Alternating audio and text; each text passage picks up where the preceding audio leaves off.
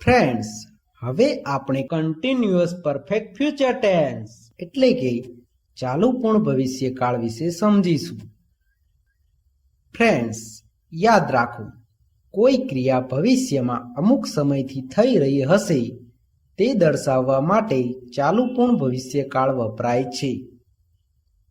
ચાલુ પૂર્ણ ભવિષ્યકાળના વાક્યોમાં 5 વાગ્યા સુધી, 2 વાગ્યા સુધી, 15 મિનિટ સુધી, 3 દિવસ સુધી જેવા શબ્દો આવે છે અને ક્રિયા ચાલુ હોવાથી આ કાળના વાક્યોમાં આવી રહ્યો હશે, આવી રહી હશે, આવી રહ્યા હશે, આવી રહ્યા હશું જેવા શબ્દો પણ આવે છે.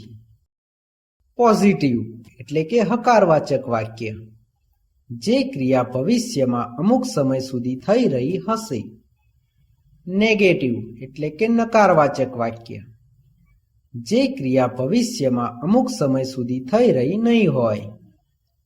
આવા વાક્યોમાં ચાલુ પૂર્ણ ભવિષ્યકાળ વપરાય છે. એક્ઝામ્પલ: 1. ભરત 15 મિનિટ સુધી રડી રહ્યો હશે.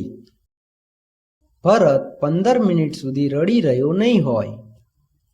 આ વાક્યમાં રડવાની ક્રિયા 15 મિનિટ સુધી ચાલુ રહી હશે એવું દર્શાવ્યું છે.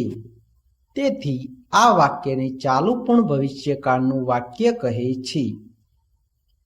2. તેઓ 5 વાગ્યા સુધી વાંચી રહ્યા હશે. તેઓ 5 વાગ્યા સુધી વાંચી રહ્યા નહીં હોય. આ વાક્યમાં વાંચવાની ક્રિયા 5 વાગ્યા સુધી ચાલુ રહી હશે એવું દર્શાવ્યું છે. તેથી આ વાક્યને ચાલુ પૂર્ણ ભવિષ્યકાળનું વાક્ય કહે છે. 3. મહેશ 1 કલાક સુધી ભગવાનની પ્રાર્થના કરી રહ્યો હશે. મહેશ 1 કલાક સુધી ભગવાનની પ્રાર્થના કરી રહ્યો નહીં હોય. આ વાક્યમાં ભગવાનની પ્રાર્થના કરવાની ક્રિયા 1 કલાક સુધી ચાલુ રહી હશે એવું દર્શાવ્યું છે.